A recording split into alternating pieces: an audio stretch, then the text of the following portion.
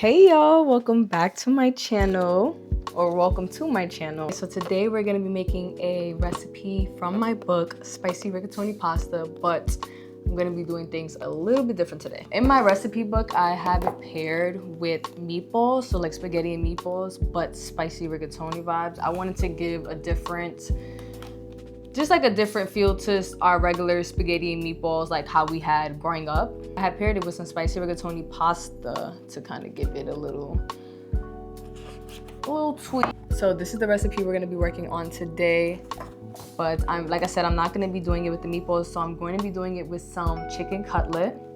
So some fried chicken cutlets, and I'm also gonna be using a different pasta. I'm gonna be using pipette, I don't know.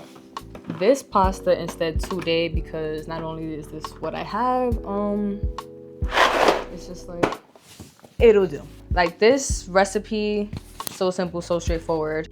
And now we're just gonna boil some pasta.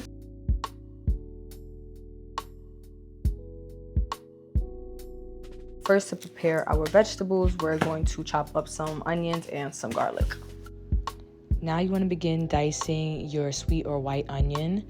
I usually use white onion, but today I decided to use sweet, but you can use either or you prefer. And then you want to mince your garlic.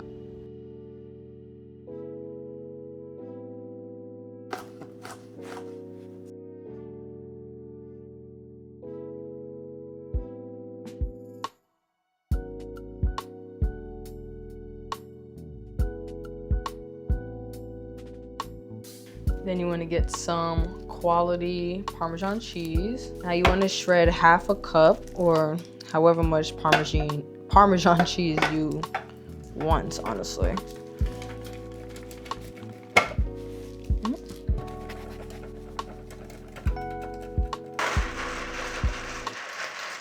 Now while your pasta is cooking, you want to start on your sauce. On medium heat, add a couple tablespoons of unsalted butter. Now you just want to lightly brown that because we also want to cook down our tomato paste.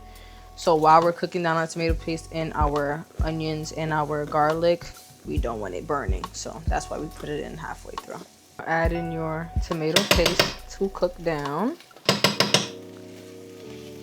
I'm only doing about half a cup of tomato paste as opposed to a can because I'm not making that much food. So you want to add half a cup of tomato paste.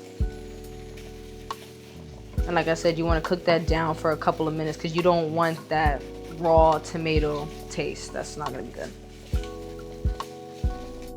Before incorporating a cup of heavy cream, I add a half a tablespoon to a tablespoon of our red pepper flakes to cook down with that tomato paste.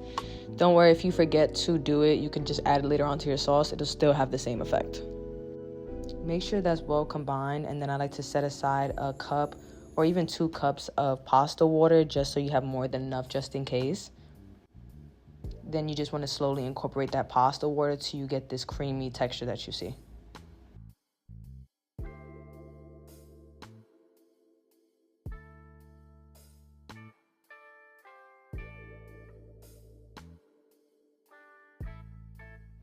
Now I like to add a tablespoon of chicken bouillon paste and incorporate that.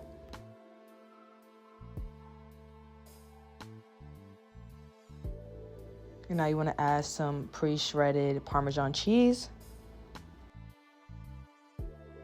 Now I just like to season to taste with a little bit of smoked paprika, salt, black pepper, a little bit of garlic powder, and a little bit of onion powder. Then you just taste to see if there's any adjustment needed before adding your pasta.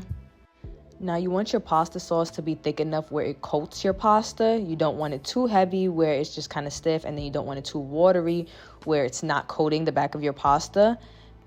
Like I said, you can go back in and reincorporate heavy cream or pasta water and your seasonings in order to get it to that desired texture.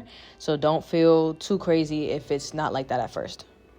And that's it, y'all. Now you can have the classic way where you just top some Parmesan cheese off and call it a day, or you can add a fried chicken cutlet on top, and in my next video I'll be showing y'all how to do that.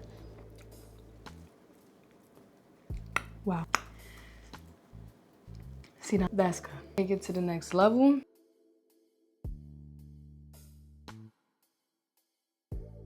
Now make sure y'all like and subscribe if y'all like this video, and especially if y'all want to see my chicken cutlet recipe next.